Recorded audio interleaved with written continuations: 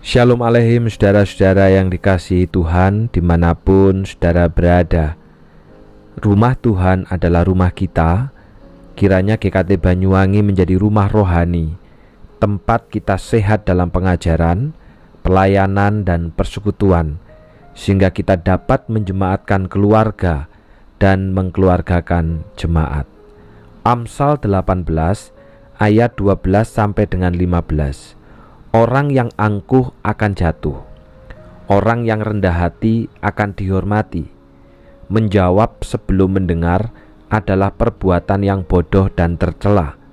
Oleh kemauan untuk hidup, orang dapat menanggung penderitaan. Hilang kemauan itu, hilang juga segala harapan.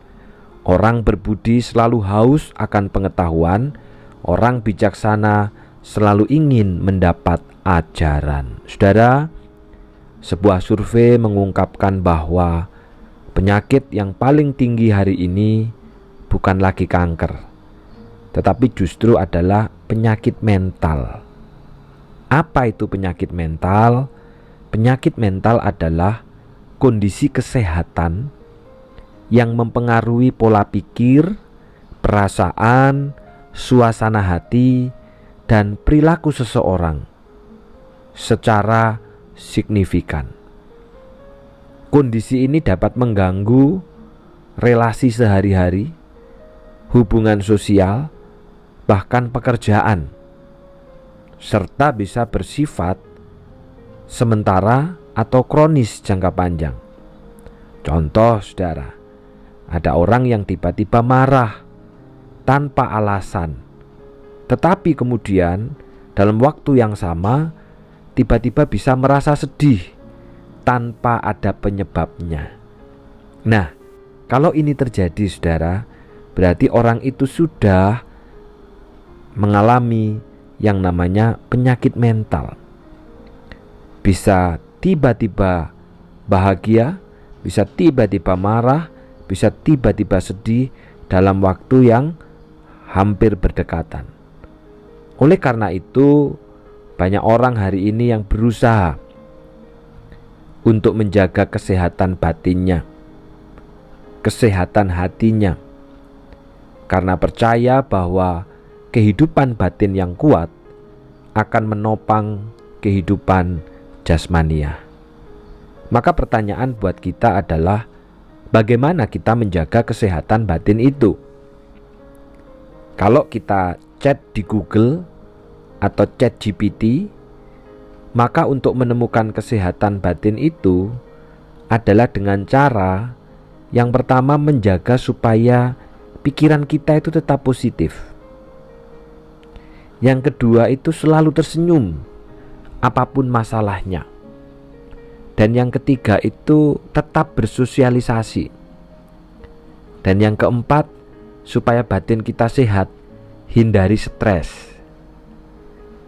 Namun apakah semudah itu melakukannya, saudara?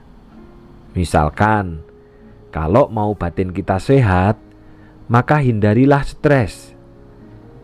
Dalam dunia yang sudah jatuh dalam dosa, dengan keadaan yang tidak stabil, mungkinkah kita tidak stres, saudara? Dunia ini loh penuh persoalan dan kesulitan. Makin lama bukan tambah makin baik, tetapi makin tambah rusak. Mungkinkah kita bisa menghindari stres itu?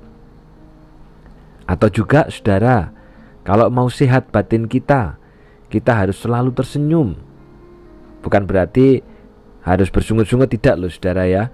Tetapi ini menurut Google tadi, mudah tidak?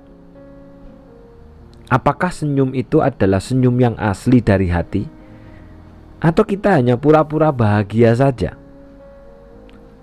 Lah, apabila hidup kita ini banyak kepura-puraan, apakah bukan berarti artinya itu menunjukkan bahwa batin kita juga tidak sehat, saudara? Buktinya kita hidup di dalam kepura-puraan.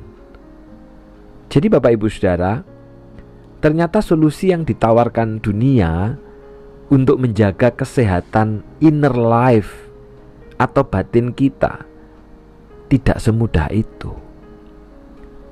Kedengarannya ideal dan baik, Namun pada saat dipraktekkan akan banyak pertentangan. Mengapa bisa demikian, saudara? Karena fokusnya adalah diri sendiri, self. Semua solusi dunia mengarah pada diri sendiri yang adalah ciptaan, dan bukan mengarah kepada Allah yang adalah pencipta. Bagaimana supaya saya menjadi baik? Bagaimana supaya saya menyenangkan orang? Semua fokus pada diri sendiri, pada manusia yang telah rusak karena dosa, dan bagaimana mungkin dapat menemukan kebaikan dalam kerusakan, serta bagaimana mungkin manusia yang rusak itu dapat memperbaiki dirinya sendiri. Firman Tuhan hari ini berkata dalam Amsal 18 ayat 14, oleh kemauan untuk hidup, orang dapat menanggung penderitaan. Kemauan untuk hidup hanya dapat terjadi apabila kita sudah berjumpa dengan Injil yang memberikan hidup. Batin kita sudah rusak dan mati karena dosa, serta satu-satunya jalan supaya kembali hidup hanya melalui karya salib, di mana Tuhan Yesus Kristus menerima penghukuman bahkan sampai mati, agar kita yang berdosa dan mati menerima kehidupan yang baru di dalam Dia, sehingga batin kita dihidupkan dan dipulihkan kembali. Namun saudara, kita masih hidup di dunia dengan segala kesulitan dan tantangan. Sekalipun di dalam Kristus, batin kita telah dipulihkan, telah diperbaharui menjadi ciptaan yang baru. Karena kita masih hidup di tengah dunia dengan segala kesulitan dan tantangannya, bahkan dengan segala virus-virusnya. Bagaimana supaya batin kita ini tetap sehat? Bagaimana supaya batin kita itu tetap kuat? Maka jawabannya adalah dengan memberikan nutrisi setiap hari. Apa nutrisinya? Ayat yang ke-15 dikatakan, orang bijaksana selalu ingin mendapat ajaran. Satu-satunya nutrisi yang dapat menjaga batin kita tetap sehat, tetap kuat, adalah dengan disiplin rohani dalam mendengar ajaran Tuhan.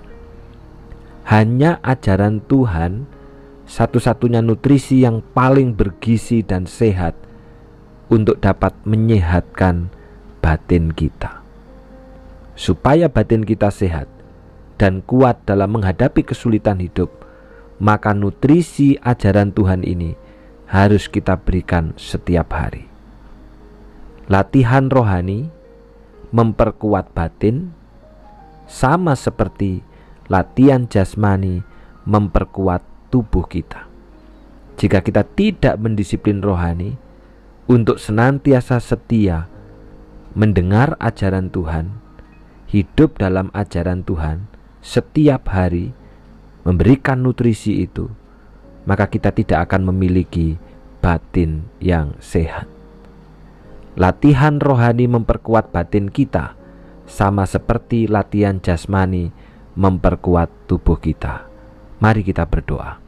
Syukur kami naikkan kepadamu Tuhan, karena firman-Mu hari ini mengingatkan kepada kami, latihan rohani memperkuat batin kita, sama seperti latihan jasmani memperkuat tubuh kita. Seringkali kami berusaha hanya memperkuat tubuh, tetapi kami lupa untuk memperkuat batin. Padahal manusia itu terdiri dari dua, tubuh dan jiwa atau roh. Tolonglah kami Bapa, supaya kami menjaga kesehatan batin kami. Dengan cara apa? Bukan dengan cara dunia, tapi dengan cara Injil, yaitu kami menerima dan percaya kepada Yesus, dan kami memberikan nutrisi setiap hari, yaitu ajaran Tuhan. Dan itulah yang akan membuat batin kami sehat dan kuat dalam menghadapi tantangan hidup. Secara khusus berdoa untuk Mas Sangga yang hari ini berulang tahun Tuhan. Kami bersyukur untuk setiap kemurahan dan anugerah Tuhan. Hari ini Mas Sangga ada di Sumbawa di dalam pekerjaannya. Tuhan kiranya tolong, Tuhan genggam erat, Tuhan jagai, Tuhan lindungi, bahkan Tuhan berikan kekuatan di dalam iman, sehingga di dalam pergumulan itu biarlah makin tekun, makin memiliki watak yang kuat, makin mempercayai Allah di dalam hidupnya. Berkati juga Mbak Hana bersama dengan anak-anak yang di Malang, Tuhan jagai dan lindungi. Kiranya berkat rohani yang dari sorga menyertai seluruh keluarga ini. Di dalam nama Tuhan Yesus kami sudah berdoa. Amin. Selamat ulang tahun untuk Mas Sangga Sulistyo. Teruslah hidup di dalam nutrisi ajaran Tuhan supaya memiliki batin yang sehat dan kuat. Tuhan memberkati.